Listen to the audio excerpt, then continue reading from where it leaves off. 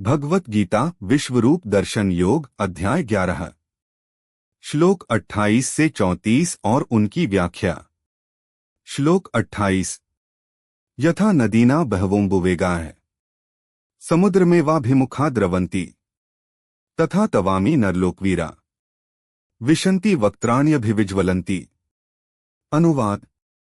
जिस प्रकार नदियों के अनेक जल प्रवाह समुद्र की ओर तेजी से बहते हैं, उसी प्रकार ये नरलोक के वीर आपके प्रज्वलित मुखों में प्रवेश कर रहे हैं। इस श्लोक में अर्जुन देख रहे हैं कि सभी योद्धा भगवान के मुखों में प्रवेश कर रहे हैं, जैसे नदियां समुद्र में मिलती हैं। यह दर्शाता है कि सभी प्राणियों का अंत अनिवार्य रूप से ईश्वर में होता है। यह सिखाता है कि जीवन और मृत्यु का चक्र ईश्वर की योजना का हिस्सा है और हमें इसे स्वीकार करना चाहिए।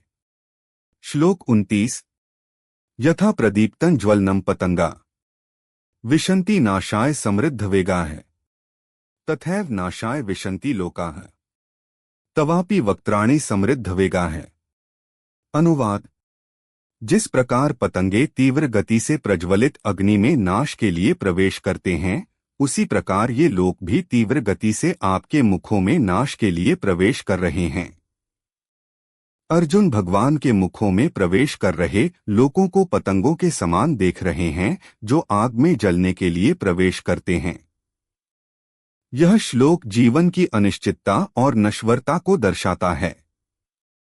यह हमें सिखाता है कि मृत्यु एक अनिवार्य सत्य है और हमें इससे भयभीत होने के बजाय इसे स्वीकार करना चाहिए।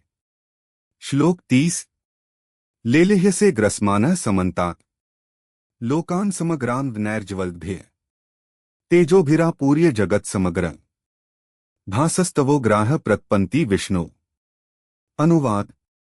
आप चारों ओर से इन लोकों को अपने प्रज्वलित मुखों से निगल रहे हैं और आपके तीव्र तेज से समग्र जगत भरा हुआ है और जल रहा है। भगवान के प्रज्वलित मुखों और उनके द्वारा लोकों को निगलने का वर्णन है। यह श्लोक ईश्वर की सर्वशक्तिमानता और समस्त सृष्टि पर उनके नियंत्रण को दर्शाता है।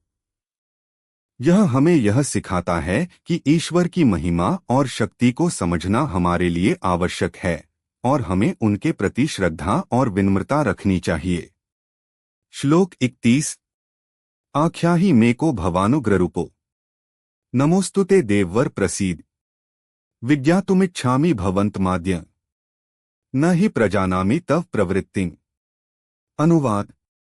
हे उग्ररूप, आप कौन हैं? आपको नमस्कार है। कृपया प्रसन्न हो। मैं आपके मूल स्वरूप को जानना चाहता हूं क्योंकि मैं आपकी प्रवृत्तियों को नहीं समझ पा रहा हूं।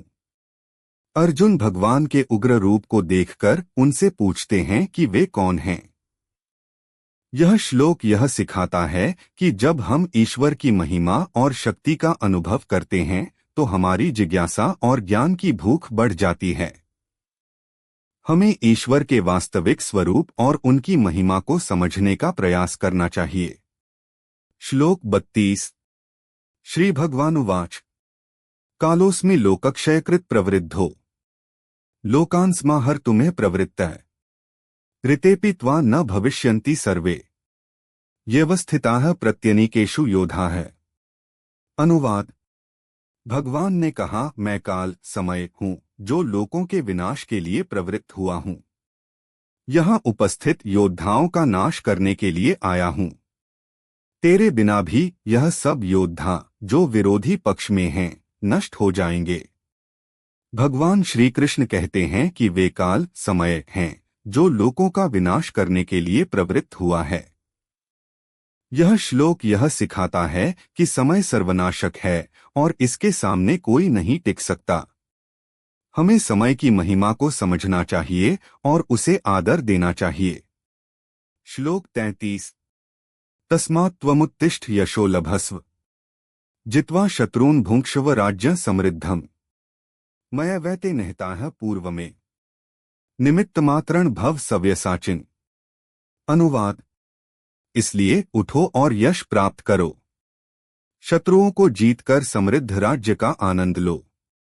ये सभी योद्धा पहले ही मेरे द्वारा मारे जा चुके हैं। हे सव्यसाची, तुम केवल निमित्त मात्र हो। भगवान अर्जुन को आदेश देते हैं कि वे उठें, यश प्राप्त करें और शत्रुओं को मारकर समृद्ध राज्य का आनंद लें।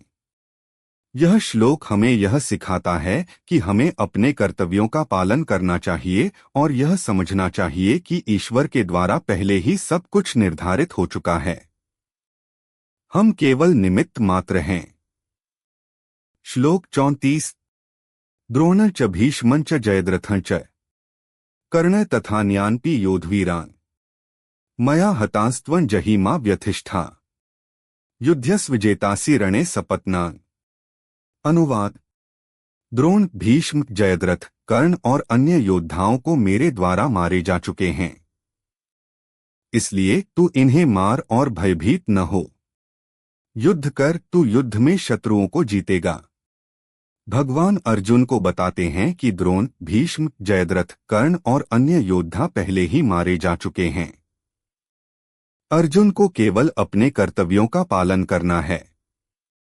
यह श्लोक यह सिखाता है कि हमें अपने कर्तव्यों का पालन करते हुए ईश्वर की योजना पर विश्वास रखना चाहिए और परिणाम की चिंता नहीं करनी चाहिए।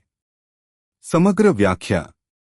इन श्लोकों के माध्यम से भगवान श्री कृष्ण अर्जुन को अपने विराट रूप और समय की महिमा का अनुभव कराते हैं। वे अर्जुन को यह सिखाते हैं कि जीवन और मृत्यु का चक्र ईश्वर के नियंत्रण में है और समय सर्वनाशक है। हमें अपने कर्तव्यों का पालन करते हुए ईश्वर की योजना पर विश्वास रखना चाहिए और परिणाम की चिंता नहीं करनी चाहिए। यह श्लोक हमें विनम्रता, श्रद्धा और समर्पण के महत्व को सिखाते हैं और हमें यह समझने की प्रेरणा देते हैं कि हम केवल निमित्त मात्र हैं और सब कुछ ईश्वर की इच्छा से होता है।